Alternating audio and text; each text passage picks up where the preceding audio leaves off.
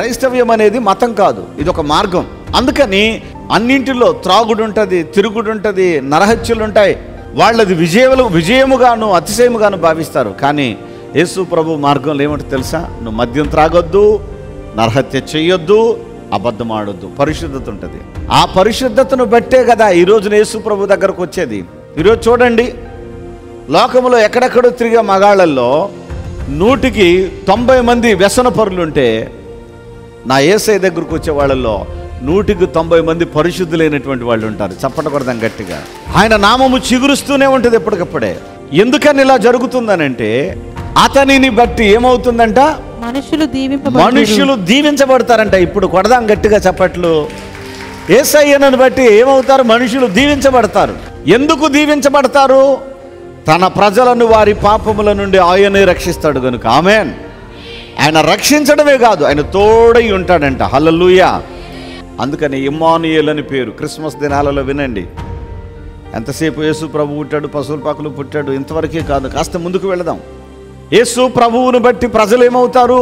పాపముల నుండి విడిపించబడుటే కాక ఆ ప్రభువునందు ఆయన దగ్గరకు వచ్చే వాళ్ళంతా ఆశీర్వదించబడతారు, దీవించబడతారు, మేలులతో తృప్తి చెందుతారు, కుటుంబాలు పచ్చగా ఉంటాయి.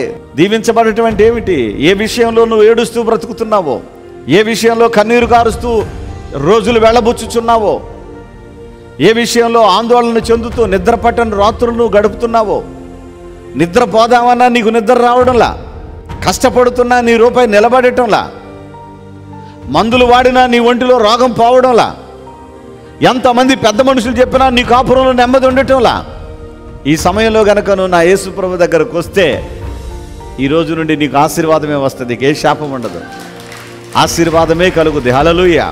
పరిశుద్ధాత్మ అభిషేక అంజూర పండుగ జరుగు స్థలముల వివరములు. అడ్డాడలో డిసెంబర్ 8వ తేదీ ఆదివారం ఉదయం 8 గంటల నుండి జరుగును. స్థలం సిలువ మిషన్ స్వస్థతశాల, గుడివాడ పామర్రు మధ్యలో, అడ్డాడ. ఒంగోలులో డిసెంబర్ 9వ తేదీ సోమవారం ఉదయం 8 గంటల నుండి జరుగును. స్థలం కాపు కళ్యాణ మండపం, బస్టాండ్ దగ్గర, ఒంగోలు. నెల్లూరులో డిసెంబర్ 10వ తేదీ మంగళవారం ఉదయం 8 గంటల నుండి జరుగును. స్థలం జిపిఆర్ గ్రాండ్, ముత్తుకూరు గేట్ దగ్గర, మినీ బైపాస్ రోడ్, నెల్లూరు. నంద్యాలలో డిసెంబర్ 11వ తేదీ బుధవారం ఉదయం 8 గంటల నుండి జరుగును.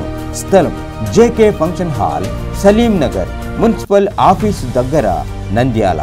కర్నూలులో డిసెంబర్ 12వ తేదీ గురువారం ఉదయం 8 గంటల నుండి జరుగును. స్థలం వైఎంసీఏ గ్రౌండ్, రాజ్ థియేటర్ ఎదురుగా, ఆర్ఎస్ రోడ్, కర్నూలు. గుంటూరులో డిసెంబర్ 15వ తేదీ ఆదివారం మధ్యాహ్నం 3 గంటల నుండి జరుగును. స్థలం LEM high school ground, lodge centre, Brodipet, Guntur. తాడేపల్లిగూడెంలో డిసెంబర్ 16వ తేదీ సోమవారం ఉదయం 8 గంటల నుండి జరుగును. స్థలం Renuka function hall, flyover bridge ఎదురుగా, కొండయ్య చెరువు రోడ్, కడగట్ల, తాడేపల్లిగూడెం.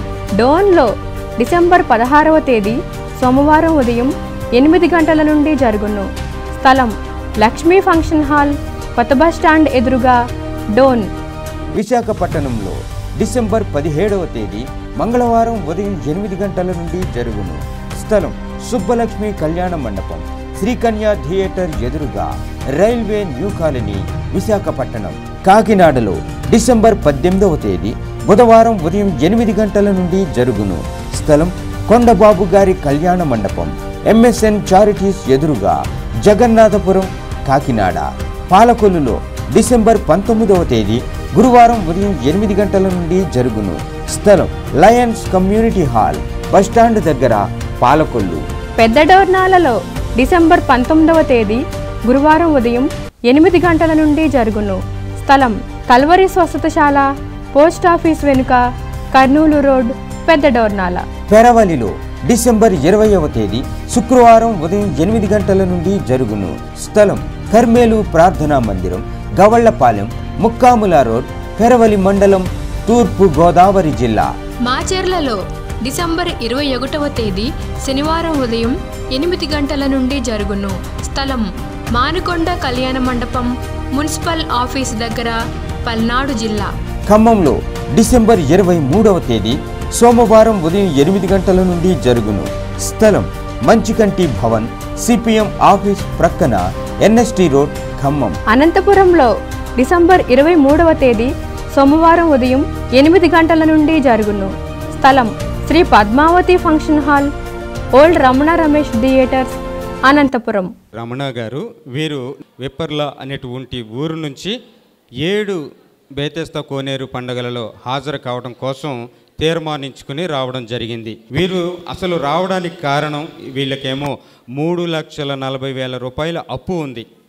కొడుకు వివాహం అయింది, 3 ఏళ్ళు అవుతా ఉంది, పిల్లలు లేరు కొడుకు కోడలికి.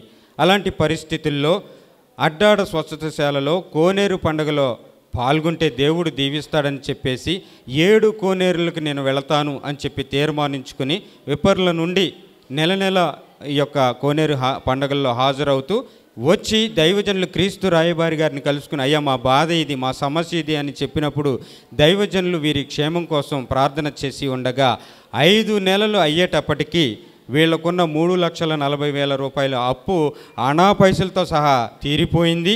ఇంకా వీళ్ళ కోడల్ని దేవుడు దర్శించి 7వ నెల వచ్చేటప్పటికి ఇప్పుడు ఆమె 4వ నెల నిండిందని చెప్పేసి ఈ సహోదరి సాక్ష్యం ఇస్తూ ఉన్నారు. బిగ్గరగా చప్పట్లు కొడుతూ ప్రభువుని కనపరుద్దాం. సిలువ మిషన్ అడ్డాడ స్వస్థతశాల వారిచే నిర్వహించబడుచున్న బేతెస్తా సిలువ కోనేరు పండుగ. బేతెస్తా సిలువ కోనేరు పండుగ ప్రతి నెల 2వ ఆదివారం ఉదయం 9 గంటల నుండి సిలువ మిషన్ స్వస్థతశాల అడ్డాడనందు జరుగును. జీవం గల దేవుని ప్రణాళికలో దైవజనులు క్రీస్తు రాయబారి గారికి దేవుడు తానే బయలుపరచగా నిర్వహించబడుచున్న ఈ బేతెస్తా సిలువ కోనేరులో దిగగా అనేక మంది రోగులు స్వస్థత పొందుకున్నారు. గర్భఫలం లేని వారిని దేవుడు దర్శించి వారి గర్భాన బిడ్డలను అనుగ్రహించి ఉన్నాడు. కావున చూస్తున్న మీరు ఏ సమస్యలతో బాధపడుచున్నను అడ్డాడ స్వస్థతశాలనందు ప్రతి నెల 2వ ఆదివారం అనగా డిసెంబర్ 8వ తేదీ ఆదివారం ఉదయం 9 గంటల నుండి జరిగే బేతెస్తా సిలువ కోనేరు పండుగలో తప్పక పాల్గొనండి. ముఖ్య గమనిక, ఈ పండుగలో పాల్గొనిన వారందరికీ ప్రార్థించి ఆశీర్వదించిన అంజూర ఫలమును ఉచితముగా అందించెదరు. తప్పక రండి, పాల్గొనండి, దైవ దీవెనలను పొందండి. ఏ భేదమును లేదు, అందరూ ఆహ్వానితులే.